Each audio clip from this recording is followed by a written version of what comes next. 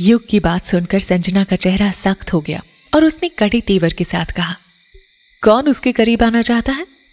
वैसे भी युग उसे जानबूझकर ही छेड़ रहा था, लेकिन कोई शक नहीं कि उसे इतना तो समझ में आ ही रहा था कि दोनों के बीच कुछ तो चल रहा है। युग ने उसकी बात का जवाब देते हुए कहा, ऑफ कोर्स तुम। वैसे एक बात है, पुराना करण बहुत बोरिंग और बेरुखा था। ज्यादा हंसना बोलना उसे पसंद नहीं था। कुछ साल पहले जब वो किसी से प्यार करता था तब भी मैंने उसे खुश नहीं देखा। मुझे लगता है कि अब या तो वो बेरुखा बने रहने की एक्टिंग कर रहा है या उसे हंसने से ही नफरत है। अगर तुम दोनों कभी साथ में रात बिताओ, समझ रही हो ना, तो मुझे चुपके से बताना, ठीक है? बताना कि वो लव मेकिंग करते हुए भी ऐसे ही रहता है या नहीं। संजना का मन हुआ कि वो अपना बैग युग के सिर पर दे मारे, जो हंस हंस के पागल हुआ जा रहा था। उसकी किस्मत अच्छी थी कि लिफ्ट का दरवाजा तब तक बंद हो चुका था। संजना ने सोचा, फॉरगेट इट, इस इंसान को कुछ भी समझाना बेकार है। ऐसा नहीं था कि संजना ने कभी जोर देकर कहा हो कि करण उसे बिल्कुल भी पसंद नहीं है, लेकिन ये लड़का इस बात के पीछे ही पड़ गया कि वो करण को पटाने की कोशिश कर रही है। संजना सोच रही थी कि क्या सच में युग बस उसे छेड़ ही रहा था या फिर वो उसके और करण के पास्ट रिलेशनशिप के बारे में कुछ जानता था और जानबूझकर उसकी इंसल्ट कर रहा था। युग करण के घर के दरवाजे पर पहुंचने तक हंसता ही रहा। करण ने जैसे ही दरवाजा खोला, युग ने मुस्कुराते हुए करण से कहा, 2 दिन बाद मिले हैं, मुझे मिस किया या नहीं? करण ने जैसे ही देखा कि दरवाजे पर युग खड़ा है, उसने उसी वक्त दरवाजा बंद करना चाहा, लेकिन युग ने फौरन धक्का देकर दरवाजा खोला और अंदर आकर बोला, ओ तेरी, ये क्या तरीका है अपने दोस्त से मिलने का, खास करके तब जब वो बंदा तुम्हारी कार वापस लेकर आया हो। करण दरवाजे पर ही खड़ा था और युग ने वहीं खड़े होकर फिर से ताना मारा, बड़े बेशर्मो, तुम पर तरस खाकर मैं तुम्हारी कार लेकर आया हूं और इसके बदले में टाइट छप्पी के बदले मेरे मुंह पर दरवाजा दे रहे हो तुम। करण किनारे खड़ा रहा और युग अपनी बात खत्म करते करते अंदर आ गया और आकर सोफे पर आराम से बैठ गया। करण अपने नाइट सूट में था और उसे इग्नोर करके चुपचाप आकर डाइनिंग टेबल पर बैठ गया। टेबल पर डिनर लगा हुआ था। उसने बिना युग की तरफ देखे या खाने के लिए इनवाइट किए अपने प्लेट में कैसरोल से रोटी निकाली और छोटे से कटोरे में सब्जी लेने लगा। युग ने उसे तीखी नजरों से देखते हुए कहा, कहाँ गए थे जो डिनर इतना लेट कर रहे हो? करण ऐसे बिहेव कर रहा था जैसे युग वहां पर हो ही ना। वो चुपचाप खाना खाता रहा। युग ने फिर उसकी ओर देखते हुए कहा, अरे ओ मिस्टर ग्रोवर, आपसे ही बात कर रहा हूं, ऐसे तो इग्नोर मत करो बॉस। करण ने बिना कुछ कही एक नजर युग पर डाली, जैसे वो उस पर एहसान कर रहा हो, फिर वापस डिनर करने लगा। अचानक युग एकदम से सीधे बैठ गया और उसके चेहरे पर खुराफाती मुस्कुराहट खेलने लगी। अच्छा छोड़ो, कुछ और बात करते हैं। सुन, अभी अभी मैं बाहर किसी से टकरा कर आया हूं, गैस कर कौन मिला था मुझे? करना गैस। एक पल के लिए करण चौंका, लेकिन युग ने उसके रिएक्शन को अनदेखा कर दिया। युग ने अपनी बात पर वजन लाने के लिए कहा, कुछ बोल ही नहीं रहा, लगता है मेरी बात में ना तेरा कोई इंटरेस्ट नहीं है। युग चुप हो गया। उसे लगा कि अगर वो आधी बात कहकर चुप हो जाएगा तो शायद करण बात सुनने में दिलचस्पी लेने लगे, लेकिन किसे पता था कि करण कुछ जानने की कोशिश किए बगैर चुपचाप अपना डिनर करने लगा। उसने दूसरी बार कटोरी में सब्जी डाली तो युग ने मन ही मन कहा, पता नहीं ये आदमी है या पत्थर, कोई जवाब ही नहीं देता। वो भी थोड़ी देर चुप रह गया और डिनर कर रही करण को देखता रहा। थोड़ी देर की खामोशी युग को ही भारी लगने लगी और आखिरकार युग ही खुद को रोक नहीं पाया और डिनर टेबल पर करण की कुर्सी के ठीक सामने जाकर बैठ गया और उसकी तरफ झुकता हुआ बोला, एक बात बताओ, तुम सच में नीचे के फ्लोर पर रहने वाली संजना में इंटरेस्टेड नहीं हो? करण ने कुछ कहा तो नहीं, लेकिन उसने अपनी गहरी इमोशनलेस आंखों से युग की तरफ देखा। लेकिन युग चुप नहीं हुआ और लगातार बोलता रहा, यार तुम ना अपनी काबिलियत का जरा भी फायदा नहीं उठा रहे हो। जरा लड़कियों को समझने की कोशिश करो। वो ना रेड वाइन की तरह होती हैं, जो जितनी क्लासी होगी उसका फ्लेवर उतना ही बेहतरीन और कड़क होगा। और हर लड़की अपने आप में अलग होती है। उसने एक गहरी सांस ली और फिर बोलना शुरू किया। अच्छा बताओ, तेरी एक्स किस टाइप की थी? करण ने जवाब नहीं दिया तो युग उसकी तरफ थोड़ा झुक कर बोला, एक बात बताओ ना, तुम अपनी एक्स के साथ रिश्ते में कितना आगे बढ़े थे? याद है तुमने कहा था कि तुम मुझसे अलग हो और तुम्हारा फर्स्ट टाइम तुम्हारी वेडिंग नाइट में ही होगा। यार तुमने 2 साल उसे डेट किया और तुमने कुछ नहीं किया। करण बिना पलके झपकाए उसकी तरफ देख रहा था, लेकिन युग ने बोलना जारी रखा। अगर तुम उसे डेटिंग कहते हो ना तो मैं क्या, ये सुनकर लोग भी तुम पर हंसेंगे। इतना कहकर वो हंसने लगा।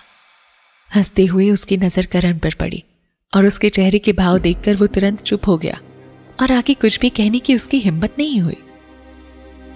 करण को युग की बातें अच्छी नहीं लगी थी। उसने खाते हुए युग को घूर कर देखा और कहा, कुछ बात भी करनी है या नहीं? युग ने मन ही मन कहा, ये क्या तरीका है अपने दोस्त को भगाने का?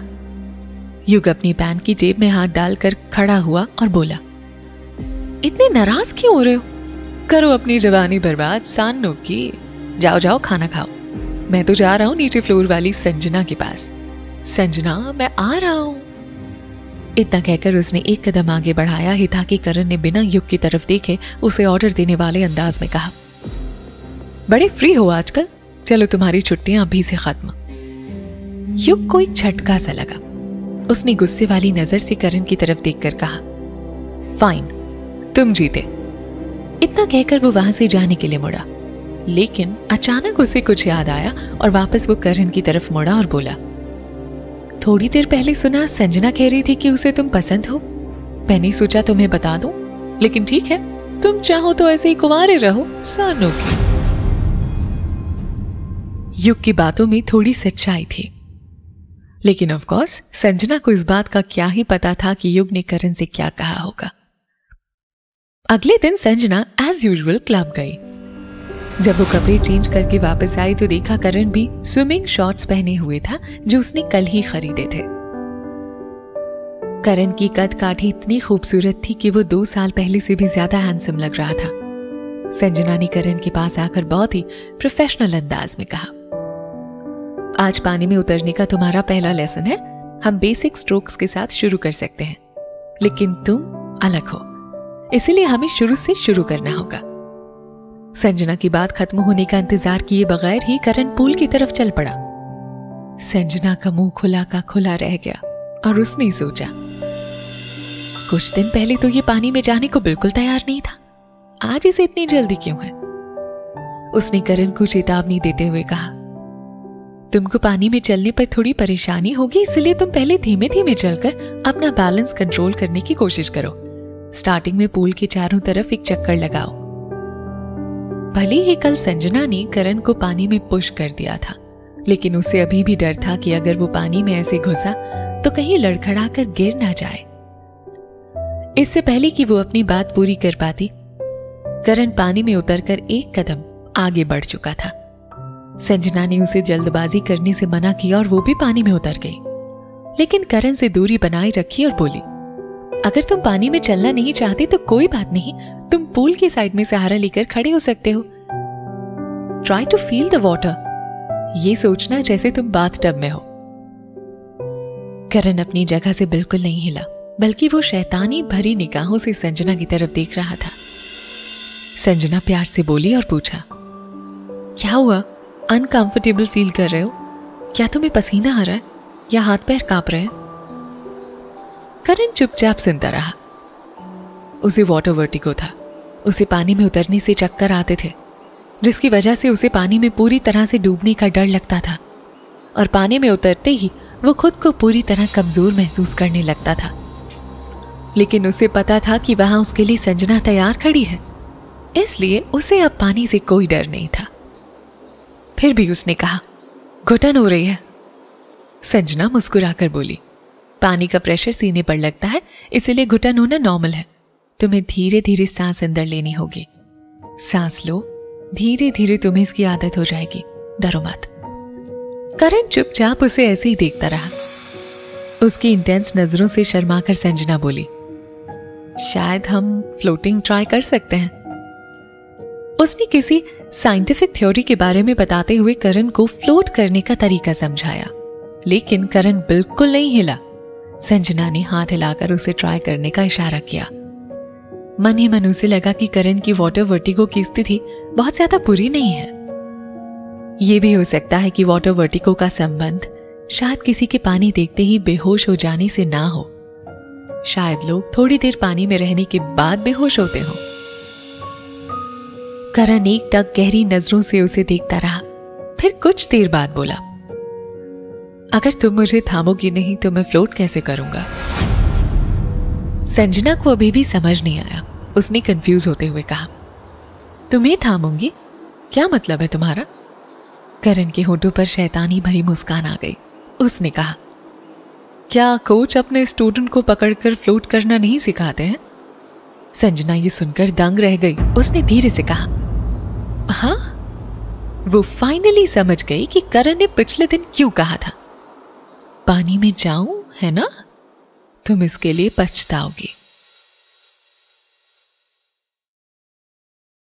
यहां बस इतना ही। आगे की कहानी जानने के लिए सब्सक्राइब करें पॉकेट एफएम चैनल को और बेल आइकन क्लिक करके अगले एपिसोड का नोटिफिकेशन पाएं।